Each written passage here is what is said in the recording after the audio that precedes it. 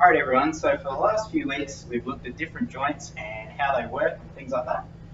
So this week we're going to start our new project, which is a personalised dispenser. Now, who's got some ideas of what we could use our personalised dispenser for?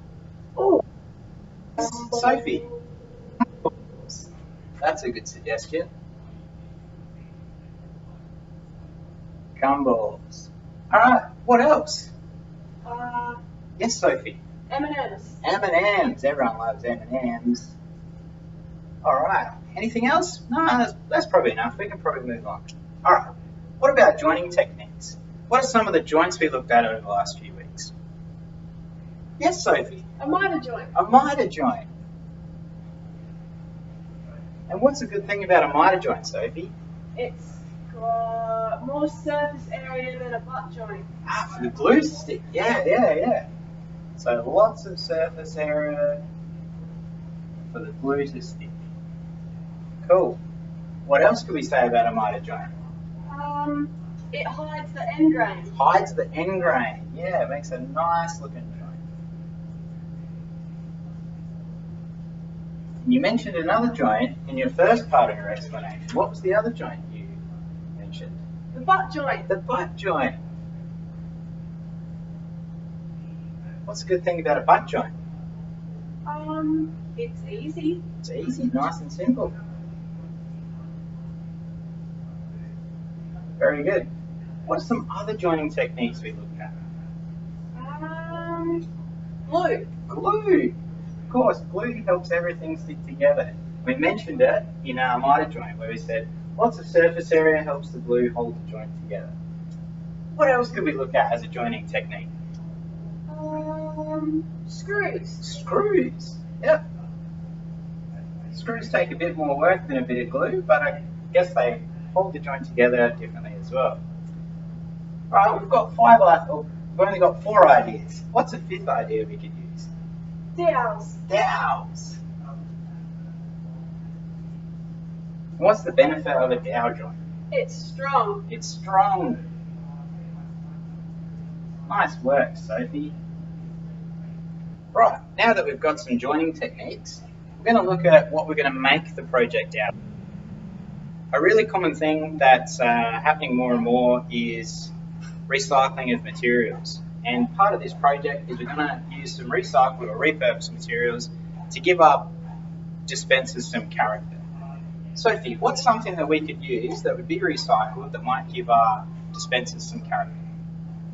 Well, we need to have a jar to hold our A jar.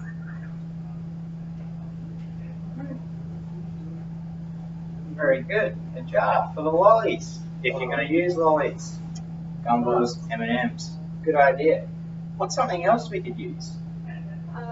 Bottle caps for eyes. Bottle caps for eyes. Fantastic. What an idea. I guess if we're looking at bottle caps for eyes, what's another facial feature that we could use a recycled material for? And what would that material be? He could have like a curly moustache out Curly of felt. moustache. A curly moustache out of felt. Very good. I like that. I like that curly moustache. Give it some personality.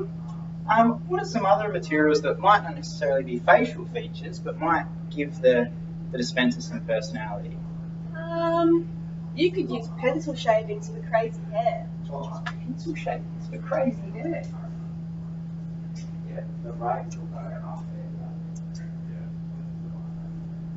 Nice. We're on a roll here, aren't we? What else could we use? Well, he'd need to have a nose. You He would. could have a cork nose. Cork for a nose. Fantastic. Let's just go one more. What's one more thing we could use? You need something to turn the mechanism with. What about an old broom handle? A broom handle. We're not going to chop up Mum's good broom though, are we? No, of course not. So the next part of designing the dispenser will be a way to get whatever we've got in there, be it gumballs or M&Ms, out of the dispenser. There's a few different ways we could do it. We could use a slide, so it just sort of drops down and pulls out. We could also use something called a tumbler, which I'll draw on the board now. So tumbler is just a simple circle with a cutout in it. So as your material drops down, tumbler rotates and it drops out. Nice and simple. And as Sophie alluded to earlier, you could perhaps use the nose to operate the tumbler. Nice idea. Another way we could do it is we could have a rod through the dispenser with some cutouts in it, and then as the rod is rotated, the material drops in and out. So there's a couple of different ideas. Here's a broom handle, and here this might just be an old scrap bit of timber that we've cut to make work. Nice. So as a measure of our success for this assignment, we're going to have some criteria that we need to meet. I think the first one, we've looked at some joining techniques. So let's say we're going to need 3 joining techniques for our gumball machine or dispenser, whatever you choose. So we'll put here 3 joining techniques.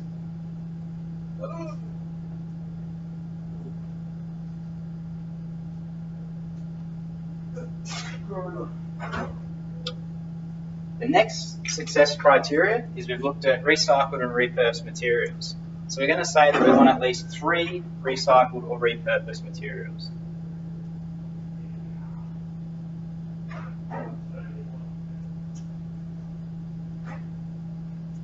Now, Sophie, can you think of any other things that might be an indicator that we've succeeded in our gumball machine? Dispenser.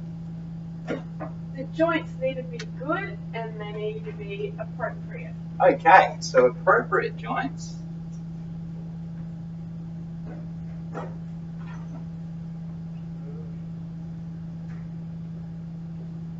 And the quality of the joints? Yeah.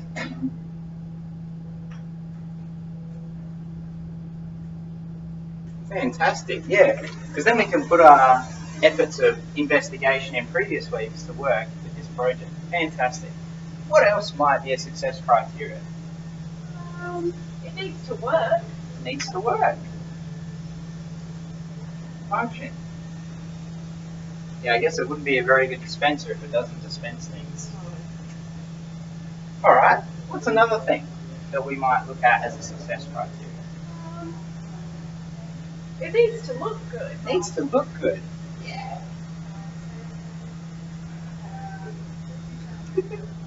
Aesthetics.